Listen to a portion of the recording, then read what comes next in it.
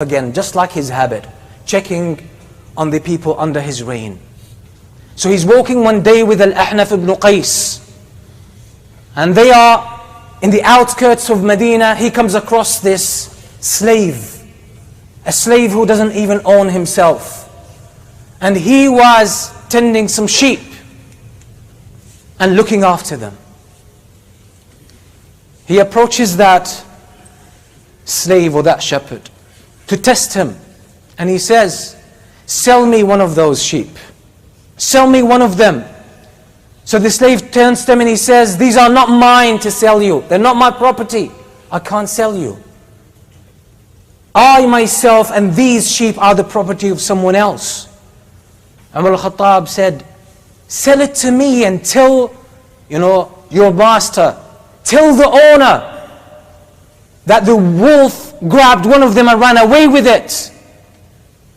So the shepherd looked at him and he said, "وَأَيْنَ اللَّهِ?" What about Allah? Just a shepherd. What about Allah? Umar al-Khattab cried. He broke down in tears and he sat down and he said, وَأَيْنَ اللَّهِ? وَأَيْنَ اللَّهِ? وَأَيْنَ اللَّهِ? What about Allah? What about Allah? What about Allah? That's Umar al-Khattab saying this. What about you and me? Where is Allah? Where is Allah when we cheat in our exams? When we cheat in our transactions? When we cheat the system? When we cheat the traffic system? When we cheat our brothers and sisters? When we cheat our wives? So Umar al-Khattab keeps repeating the word, وَأَيْنَ اللَّهِ? What about Allah? Then he goes to his home and he collects whatever he can from the money he has. Then he goes to the master of that slave and he says to him, "That's how much he's worth. I want to buy him over."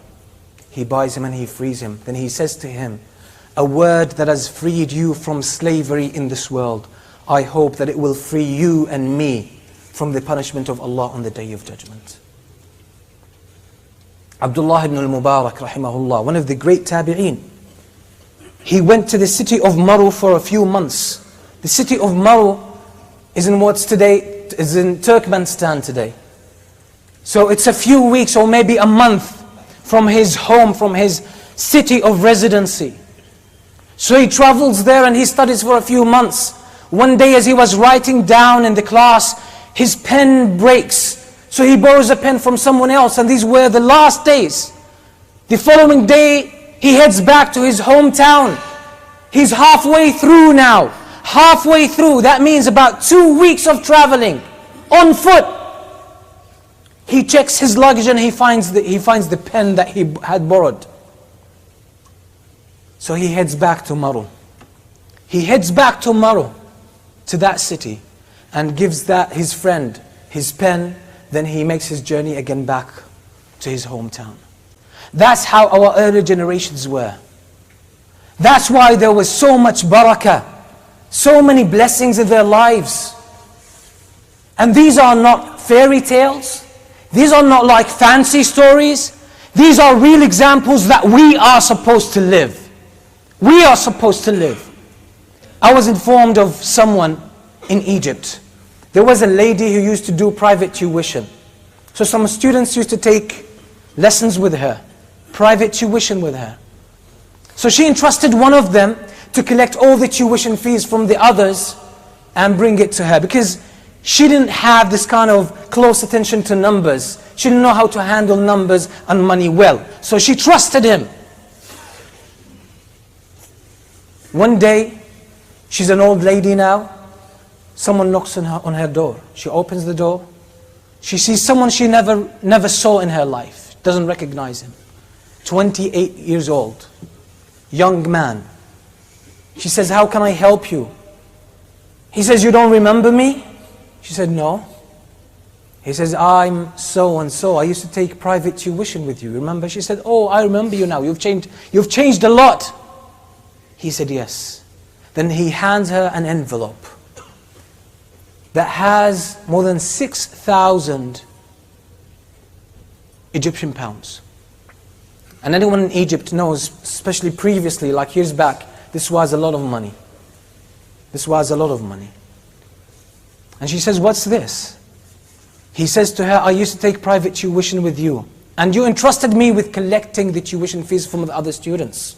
I figured out you don't have attention to numbers. So the money I was supposed to give you, I would use it for myself and not put it in the envelope of the tuition fees. And you didn't notice. And I kept doing that for 2 years. For 2 years. He said, now I came back to Allah. I don't want to have any money, any haram money. I want to get rid of it. I want to free myself. So I calculated it. And this is how it came out, how much it came out to be. It's what's in this envelope. I ask you to forgive me. He hands her the envelope. She says, I don't want it. You can have it. He says, please, take it, do whatever you want with it. I can't keep it to myself. So this is a contemporary story. How much money that belongs to someone else we have taken. Either by making them feel embarrassed, by making them, or by abusing their trust.